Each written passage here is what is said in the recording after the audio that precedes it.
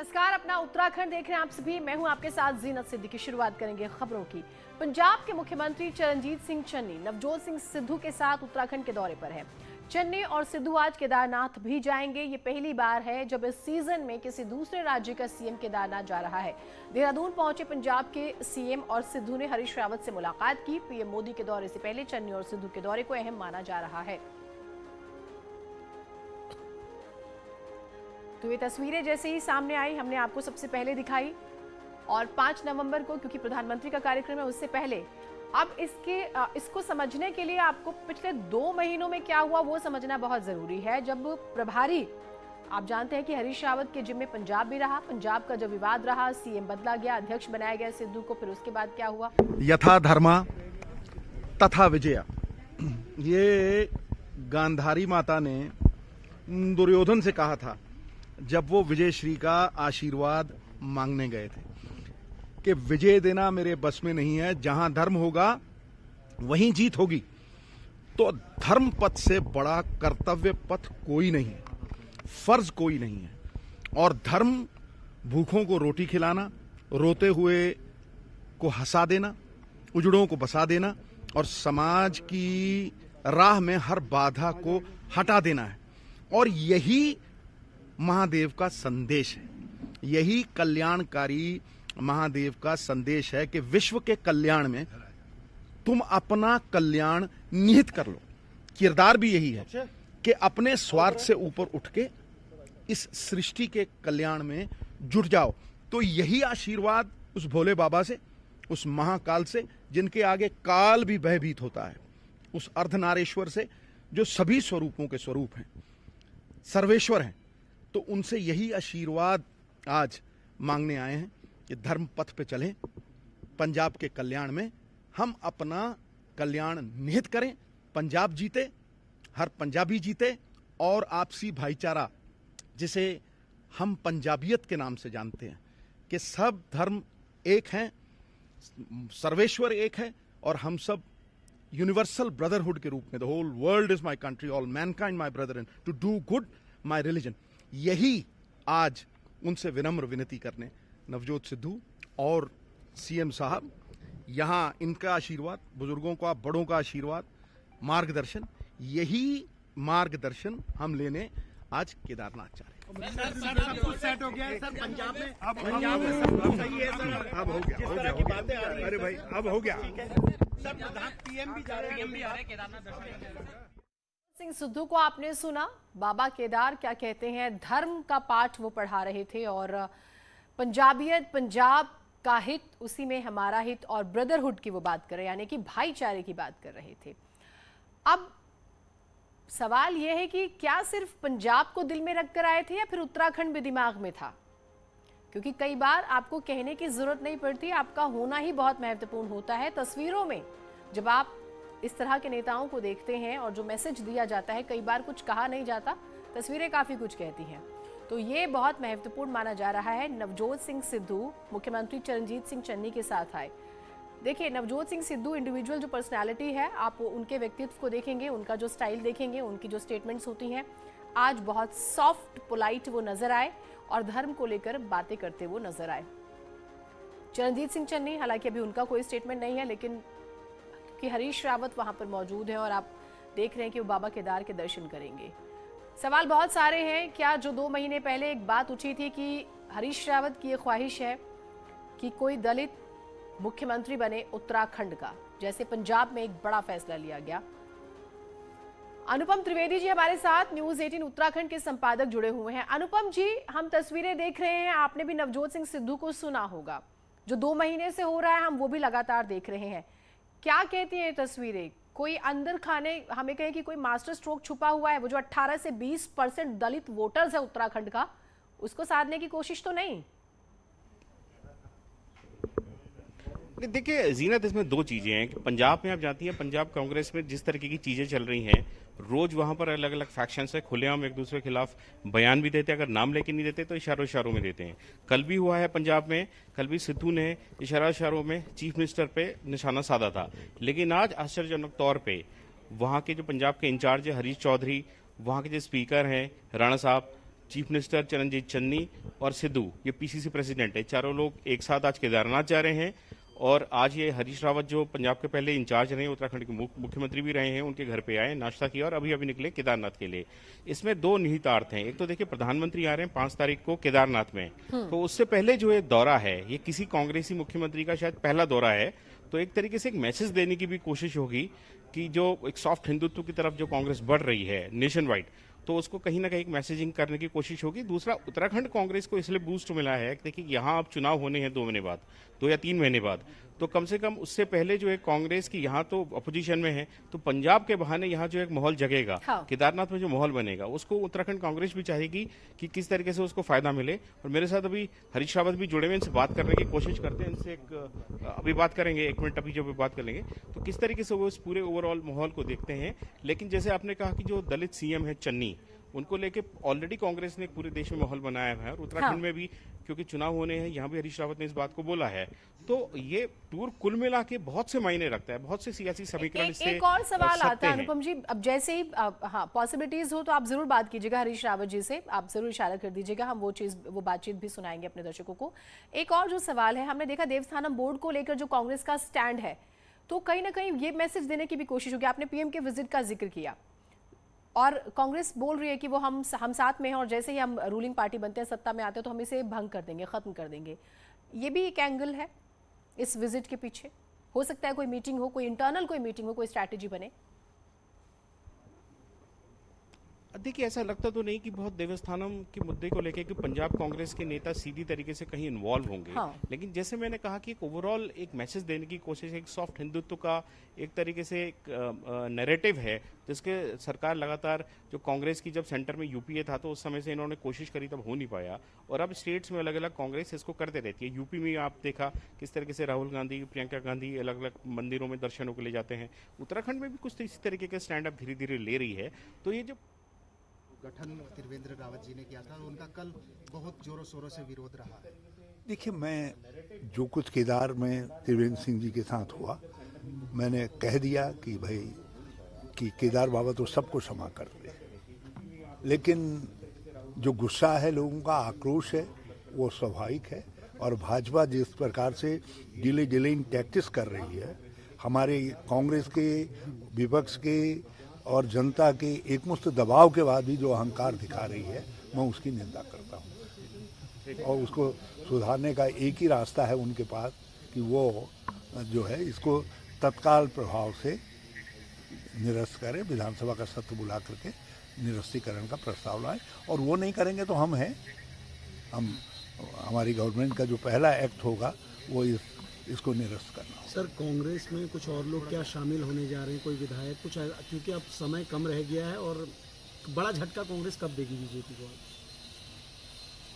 उनको, वो तो जो गिर गए हैं, गिरे को कांग्रेस झटका कभी देती ही नहीं, वो तो गिर गए हैं। और अब तो खाली डिक्लेरेशन होना है कि गिर गई भाजपा जो है, और यदि कुछ छेड़छाड़ करेंगे तो हम भी जवाब देंगे। सर, राहुल गांधी जी ने गोवा में भाजपा में मैं आपसे कह रहा हूँ, आप लोग इसको कहें न कहें, भाजपा में जबरदस्त भगदड़ की स्थिति है। सर, यशपाल आर्य के आने के बाद जो है बीजेपी के कुंभे में बड़ी दिक्कत सी दिखाई दे रही है। वो कह रहे हैं कि अगर हमारे साथ ऐसा होता है तो हम जो है कांग्रेस की भी सेंध लगाने का काम करेंगे, जो भाजपा का कहना है। देखिए, भाजपा सेंध लगाएगी, हम जवाब देंगे। हम, क्योंकि 2016 में ये एक नई स्क्रिप्ट भाजपा ने लिखी थी उत्तराखंड में, उस समय हम सत्ता में भी थे, तो हमने कभी वो अहंकार नहीं दिखाया कि हम ऐसा कर सकते हैं। लेकिन अब विपक्ष में है, यदि वो हमको हमारे वहाँ से कोई तोड़फोड़ करेंगे तो हम भी उनके वहाँ से तोड़फोड़ करेंगे। और उनको ये समझना चाहिए भाजपा का पूरा स्वरूप बदल जाएगा। आधे से ज़्यादा जो है दल बदलने के लिए तैयार हैं। लोगों को विश्वास ही नहीं है कि भाजपा के चिन्ह के साथ वो जीत सकते हैं, और सब लोग बदल करके कांग्रेस में आना चाहते हैं। सर, राहुल गांधी जी ने गोवा में कहा है कि जो लोग बुरे वक्त में कांग्रेस का साथ छोड़ गए, अब उनकी वापसी नहीं होगी। तो आप इस बयान को कैसे, थोड़ा नीचे करो, अपवाद, हम प्रार्थना करेंगे कि यदि कोई पार्टी के लिए ज़रूरी हुआ और राज्य के लिए ज़रूरी हुआ तो उसको अपवाद स्वरूप हमको आज्ञा दे दे। बिना नेता की आज्ञा के थोड़ी कोई पार्टी में लिया जाएगा, उनकी आज्ञा से ही लिया जाएगा। ठीक है। तो अनुपम जी, आपने सुना हरीश रावत को, और जो उनका स्टाइल है, बहुत स्माइल के साथ वो अपनी बातें कर जाते हैं। और क्योंकि हम देख रहे हैं कि भगदड़ मची हुई है एक पार्टी से दूसरी पार्टी में, तो वो कहते हैं कि अपवाद वाली सिचुएशन भी हो सकती है। ये भी खबरें कि ऑपरेशन लोटस शुरू होने वाला है, और ये जो आसपास के राज्य हैं इनमें बहुत फर्क पड़ेगा। बातचीत करेंगे हम, क्योंकि हरीश रावत जो है वो न्यूज़ 18 के कैमरे पर भी अभी आएंगे, सवाल जवाब होंगे। तो तस्वीरें जो हैं ये ज़रा आप ज़रूर देखें, बेहद ही महत्वपूर्ण। और क्योंकि पड़ोसी राज्य हैं, देखिए उत्तर प्रदेश, उत्तराखंड, पंजाब, इनमें चुनाव है, कहीं का भी फैसला हो बहुत फर्क पड़ता है। उस लिहाज से इसे बहुत महत्वपूर्ण माना जा रहा है इस पूरे विजिट को। और ठीक 3 दिन बाद प्रधानमंत्री मोदी भी केदारनाथ पहुंच रहे हैं। विधानसभा चुनाव से ठीक पहले केंद्रीय गृह मंत्री अमित शाह उत्तराखंड दौरे पर आए, और अब 5 नवंबर को प्रधानमंत्री नरेंद्र मोदी का उत्तराखंड दौरा होने वाला है। पीएम के इस दौरे को बीजेपी मेगा इवेंट में बदलने जा रही है।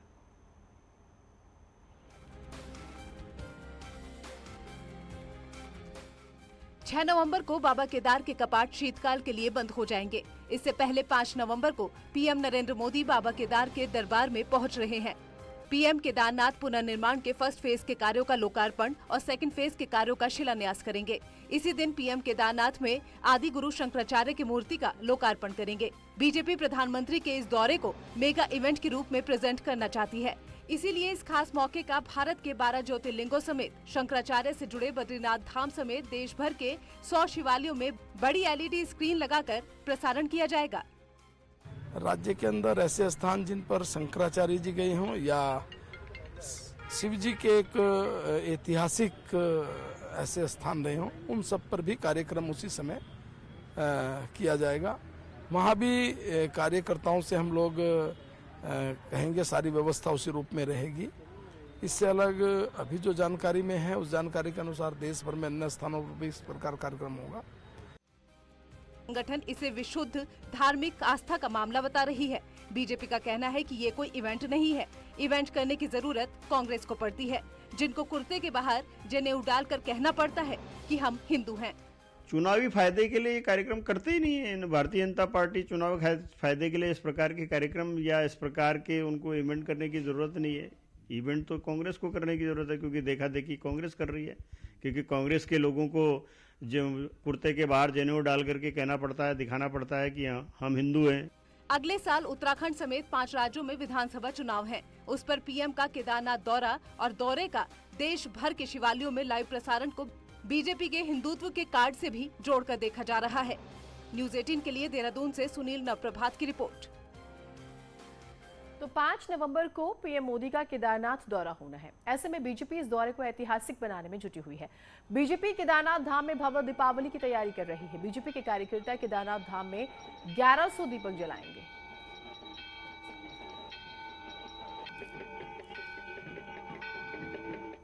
सोमवार को केदारनाथ धाम में तीर्थ पुरोहितों द्वारा देवस्थानम बोर्ड के विरोध में किया गया भारी हंगामा और पूर्व मुख्यमंत्री त्रिवेंद्र सिंह रावत समेत बीजेपी नेताओं के विरोध के बाद सीएम पुष्कर सिंह धामी ने इस पर अपनी प्रतिक्रिया दी। कहा, देवस्थानम बोर्ड को लेकर एक उच्च स्तरीय कमेटी बनी हुई है जो उस पर काम कर रही है। कमेटी की एक रिपोर्ट आ गई है, हम सकारात्मक रूप से उस पर रास्ता निकालेंगे।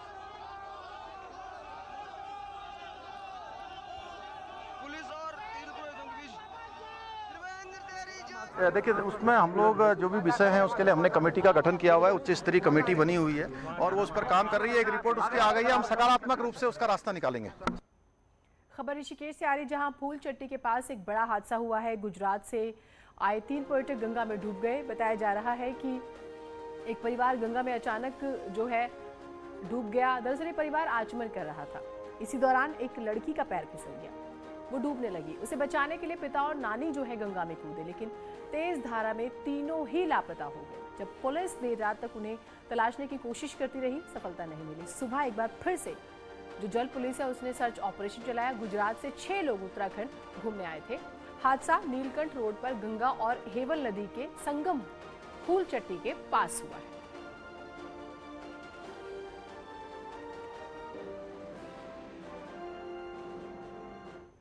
दिल्ली से बड़ी खबर आ रही है। उत्तराखंड में बीजेपी आगामी चुनाव में जीत हासिल करने के लिए अभी से रोड मैप बनाने में जुट गई है।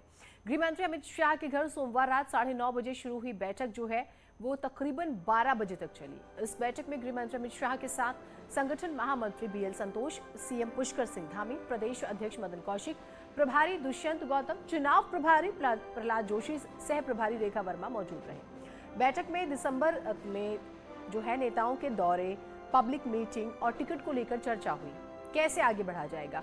वहीं 60+ सीटें कैसे लाई जा सकती है, इस पर स्ट्रैटेजी बनी। बैठक के बाद प्रदेश अध्यक्ष मदन कौशिक ने कहा है कि अब तक हमारा फोकस संगठन पर था, अब पब्लिक मीटिंग हमारे फोकस में रही। तो जो मीटिंग हुई है उसकी जो बड़ी बातें हैं वो हम आपको बता रहे हैं। कल की मीटिंग महामंथन हुआ, लगातार मंथन कर रही है बीजेपी। अमित शाह के घर पर नेताओं की जो बैठक हुई, हम उसका जिक्र कर रहे हैं। 2022 कैसे जीता जाए, बहुत चुनौतीपूर्ण हो जाता है जब उत्तराखंड की हिस्ट्री में आप देखेंगे कि सरकार रिपीट नहीं हुई है आज तक। उस लिहाज से भी संगठन महामंत्री बीएल संतोष मौजूद रहे, यानी कि हर बड़ा नेता जो है इस मीटिंग में मौजूद रहा। सीएम की बात करें, प्रदेश अध्यक्ष की बात करें, चुनाव प्रभारी की बात करें, सभी मौजूद रहे। और अंदर खाने से खबरें हैं कि कुछ विधायकों के टिकट भी कट सकते हैं जिनकी परफॉर्मेंस ठीक नहीं है, जैसे हमने सुबह अपने सहयोगी से बात की। तो हर तरह से नजर बनाई गई, लंबी वार्ता हुई है, चर्चा हुई है। आगे तक हमारा जो हमने रोड मैप बनाया था, पिछली समीक्षा की, आगे के लिए कार्यक्रम हम लोगों ने तय किए हैं। और अब जो हमने एक लक्ष्य निर्धारित किया, उस लक्ष्य को प्राप्त करने के लिए आज आदरणीय गृह मंत्री जी का मार्गदर्शन हमें मिला है। तो महामंथन चल रहा है, बात कांग्रेस की करें या फिर बीजेपी की। एक छोटा ब्रेक ले, कहीं मत जाइएगा।